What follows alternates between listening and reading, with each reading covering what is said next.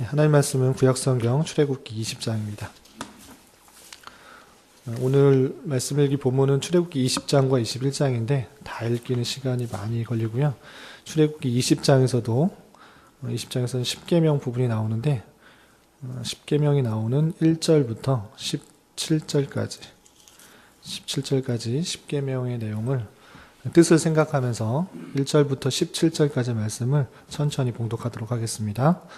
하나님이 이 모든 말씀으로 말씀하여 이르시되 나는 너를 애굽 땅 종되었던 집에서 인도하여 낸 내 하나님 여호와니라. 너는 나 외에는 다른 신들을 내게 두지 말라. 너를 위하여 새긴 우상을 만들지 말고 또 위로 하늘에 있는 것이나 아래로 땅에 있는 것이나 땅 아래 물속에 있는 것에 어떤 형상도 만들지 말며 그것들에게 절하지 말며 그것들을 섬기지 말라. 나 내 하나님 여호와는 질투하는 하나님인즉 나를 미워하는 자의 죄를 갚되 아버지로부터 아들에게로 3, 4대까지 이르게 하거니와 나를 사랑하고 내 계명을 지키는 자에게는 1000대까지 은혜를 베푸느니라. 너는 내 하나님 여호와의 이름을 망령되게 부르지 말라. 여호와는 그의 이름을 망령되게 부르는 자를 죄 없다 하지 아니하리라. 안식일을 기억하여 거룩하게 지키라.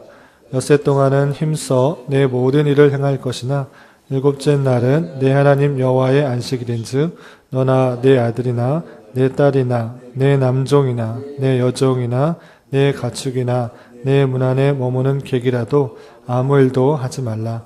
이는 엿새 동안에 나 여호와가 하늘과 땅과 바다와 그 가운데 모든 것을 만들고 일곱째 날에 쉬었음이라. 그러므로 나 여호와가 안식일을 복되게 하여 그날을 거룩하게 하였느니라. 내 부모를 공경하라. 그리하면 내 하나님 여호와가 내게 준 땅에서 내 생명이 길리라. 살인하지 말라. 간음하지 말라. 도둑질하지 말라. 내 이웃에 대하여 거짓 증거하지 말라. 내 이웃의 집을 탐내지 말라. 내 이웃의 아내나 그의 남종이나 그의 여종이나 그의 소나 그의 나귀나 무릇 내 이웃의 소유를 탐내지 말라. 아멘. 이 시간에도 여기까지 나오신 여러분들 위해 하나님의 크신 은혜가 함께하기를 진심으로 기원합니다. 오늘 말씀 읽기 본문은 출애굽기 20장과 21장인데 우리 어제까지 읽었던 말씀의 분위기와는 약간 다른 것을 알 수 있습니다.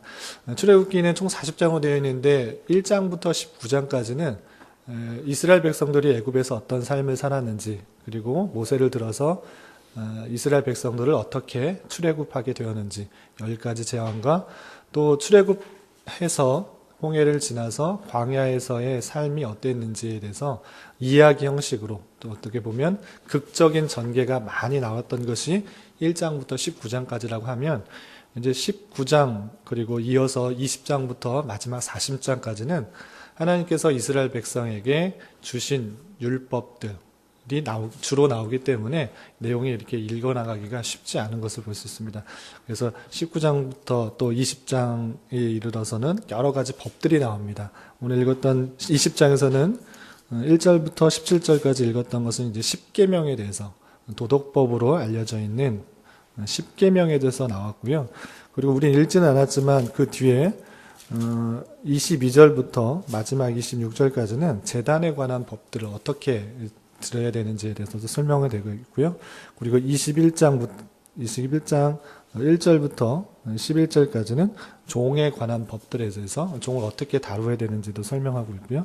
또 12절부터 27절까지는 폭행이 일어났을 때 어떻게 행해야 되는가 이런 법들이 나오고 있고요. 또 28절부터 또 36절까지는 소가 다른 사람에게 피해를 입혔을 때는 어떻게 처리해야 되는가 나오고 있습니다. 그래서 여러 가지 법들, 이스라엘 백성들이 지켜야 될 법들, 윤례들이 나오기 때문에 좀 딱딱하고 또 이해하기가 또 쉽지가 않고 오늘날의 상황하고 맞지 않는 부분들이 있어서 이것들을 좀 읽어나가기는 쉽지 않은 것을 볼 수 있습니다. 그리고 그 이후에도 성막을 어떻게 지어야 되는가, 또 제사는 어떻게 드려야 되는가, 또 제사장의 복장은 어떻게 해야 되는가, 또 그 복장의 의미들은 무엇인가 이런 것들이 이제 쭉 나오기 때문에 읽어가기가 쉽지 않은 것을 볼 수 있습니다. 그래서 이런 법들, 지켜야 될 명령들을 어떻게 우리가 받아들여야 되는지를 오늘 좀 잘 생각을 하고 또 나머지 40장까지 좀 읽어갔으면 좋겠습니다. 그래서 우리에게 주시는 그런 성경의 말씀들, 특별히 출애굽기 20장부터 나오는 여러 가지 법들, 율법들을 우리는 어떻게 받아들여야 되는가를 생각해 봐야 되는데요.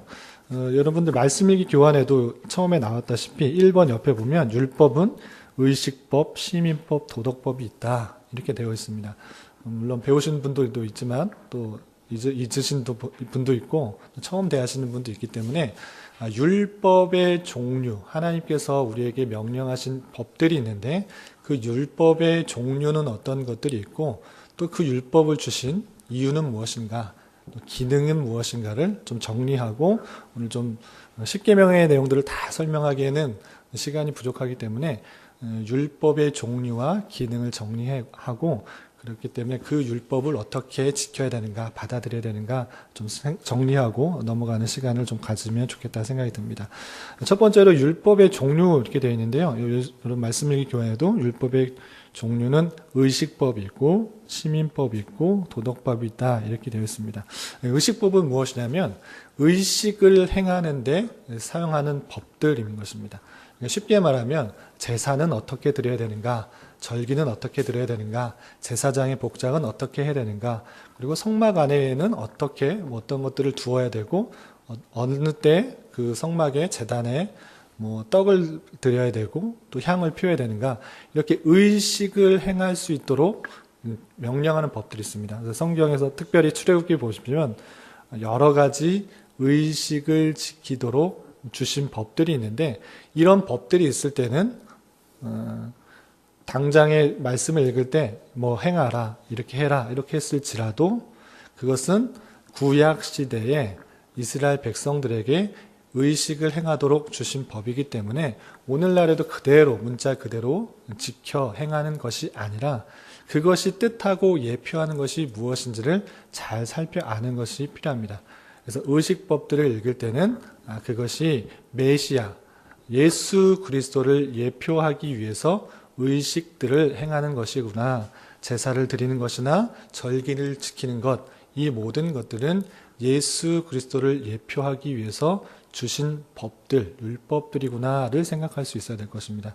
그래서 여러 가지 명령 중에 의식을 행하는 명령들은 예수 그리스도를 생각하는 것이 중요하구나를 잊지 말아야 될 것입니다. 그래서 의식법을 딱 읽을 때는 예수 그리스도가 어떻게 오실 것인가를 잘 알게 하기 위해서 이스라엘 백성들에게 주셨구나를 생각할 수 있어야 될 것이고요.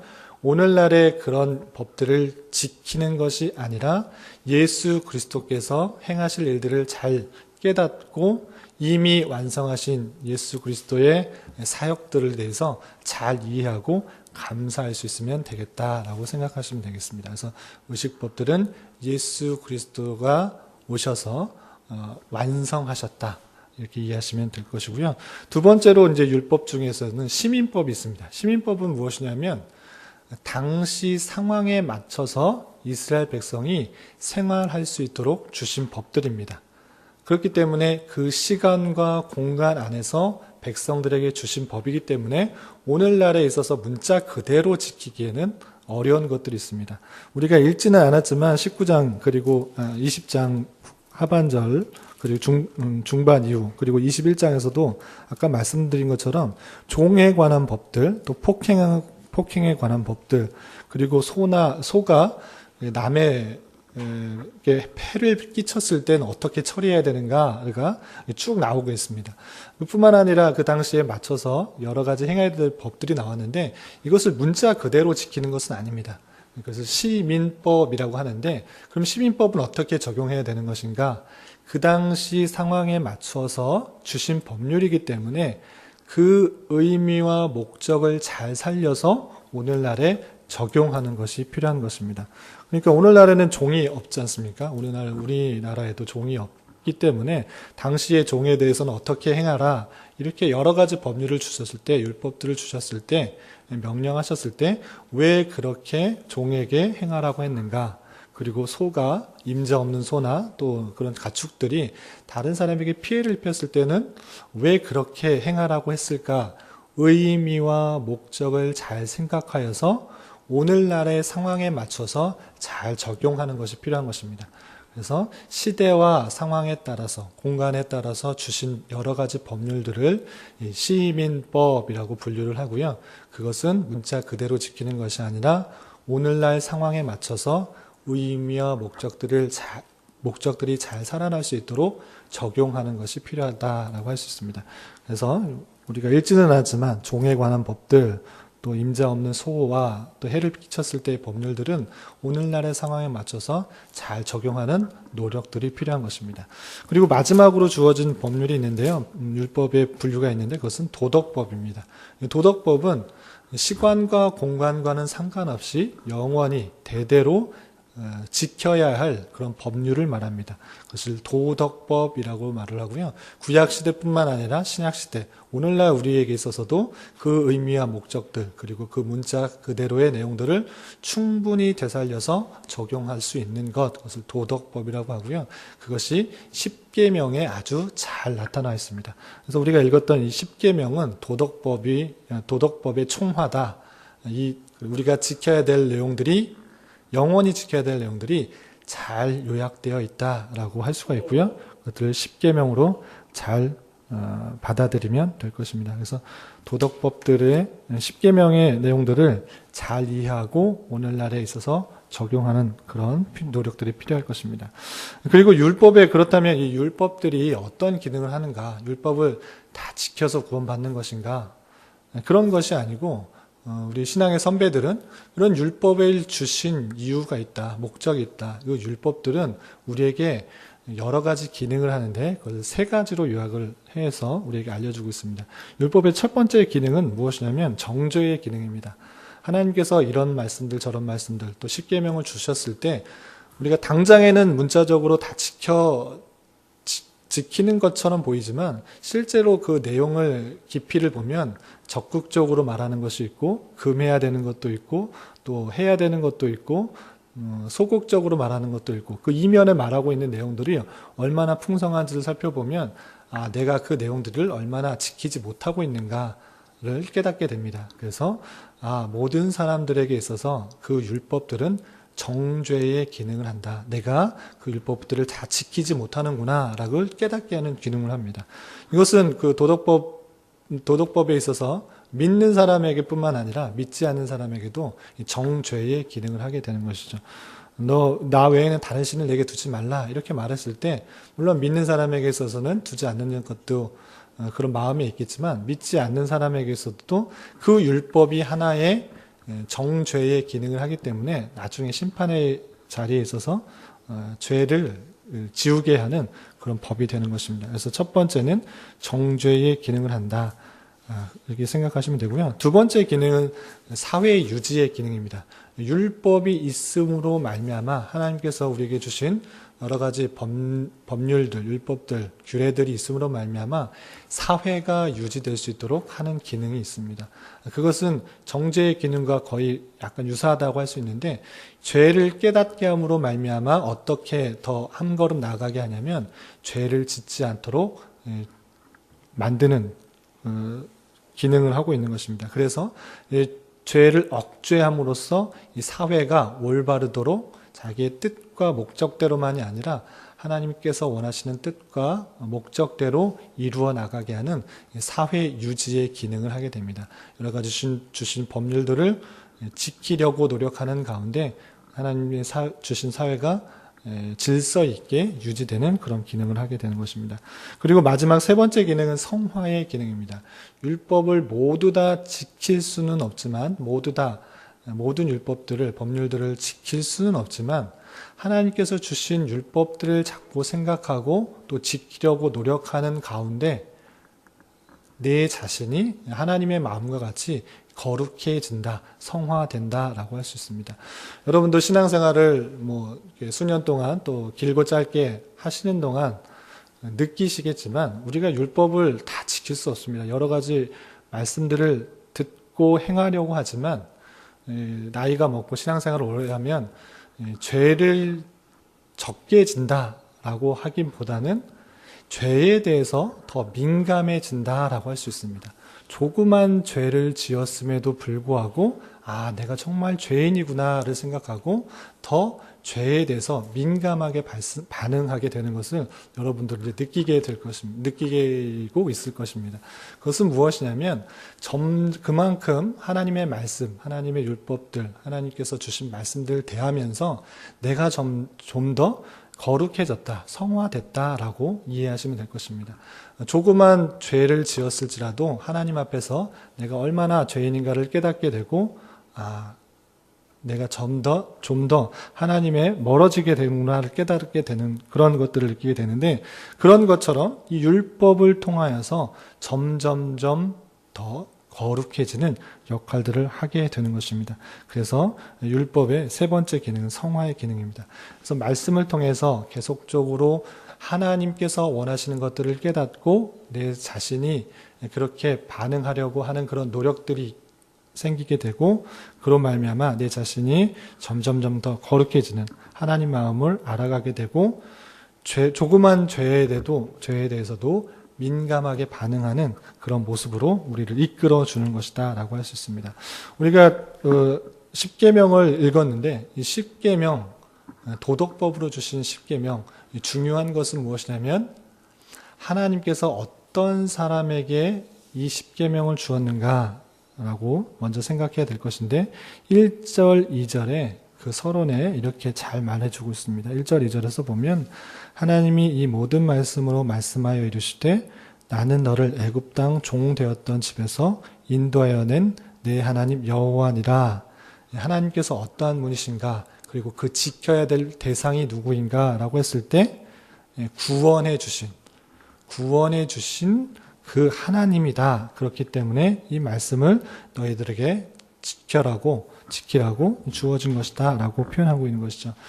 십계명의 여러 가지 내용들, 그것을 다 지켜서 구원받는 것이 아니라 구원 얻은 성도들에게 성화되도록, 하나님께서 원하시는 것들을 깨닫도록, 또 하나님의 백성으로서 이 땅을 어떻게 살아가야 될지를 알게 하기 위해서 주신 십계명이다, 이렇게 표현하고 있는 것입니다.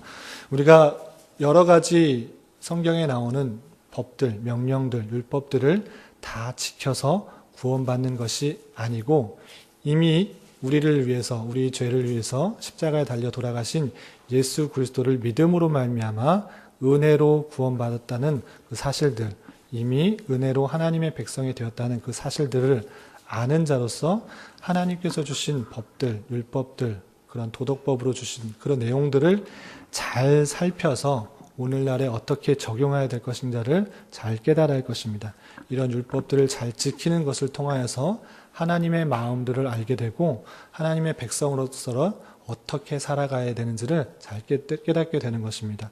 오늘 십계명뿐만 아니라 계속적으로 읽어 나가게 될 여러 명령들, 율법들을 생각하면서 그 내용과 의미와 목적들을 오늘날에 잘 되살려서 우리 삶에 잘 적용해서 하나님을 기쁘시게 하고 또 하나님의 백성으로서의 삶을 잘 살아갈 수 있는 저와 여러분이 되시기를 주님의 이름으로 부탁을 드리겠습니다.